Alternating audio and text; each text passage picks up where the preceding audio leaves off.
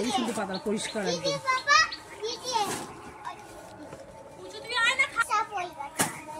এটা রাখবো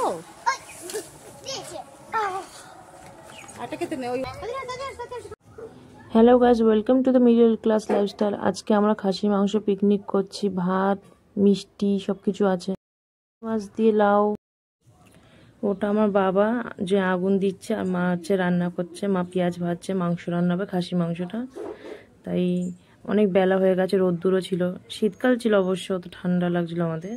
ওখানে ভাত রান্না হয়ে গেছে, এবার আমার দিদি আসবে, রান্না করতে বসবে। সবাই মিলে খুব আনন্দ করেছি। ছম ছম ছম নাচটা বুঝি নাচ কর। এ বুঝি কি কম লাগবে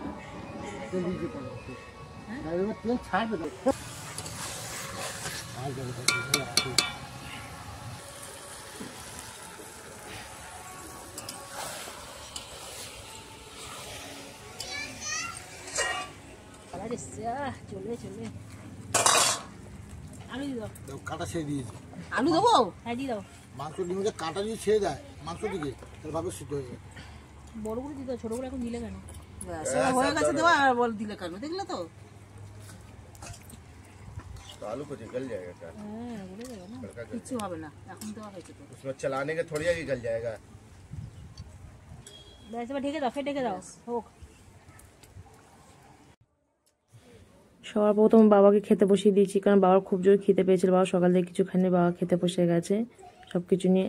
একদম লাস্ট ফিনিশিং আমার বর এসেছে, এসে দেখুন কিছু করিনি, শুধু পাতা ধুতে বসেছে, পাতাগুলি ধুচ্ছে। আর কি করবে, আর হাসছে, কোনো কাজ তো করিনি। এবার আমরা সবাই মিলে খেতে বসে গেছি, ভাত, স্যালাড, চিংড়ি মাছ দিয়ে লাউ, দই, লেবু, খুব মজা হয়েছে, সব মিলে খুব আনন্দ করেছি আমরা। তারপরে খাসি মাংস আসবে, খেয়ে দে, টাটা বাই।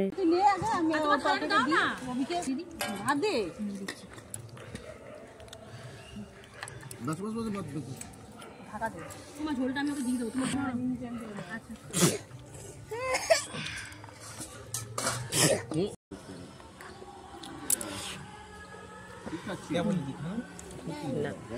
না তোমার হাতে তিন